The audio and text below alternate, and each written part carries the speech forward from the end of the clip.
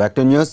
Spain అడవుల్లో కార్చిచ్చు చెలరేగింది. ఈ అగ్నికెలలు సమీప నేషనల్ పార్కు కూడా అంటుకునే ప్రమాదం కనిపిస్తోంది. ఆ పార్కు 50,000 హెక్టార్లలో విస్తరించి ఉంది.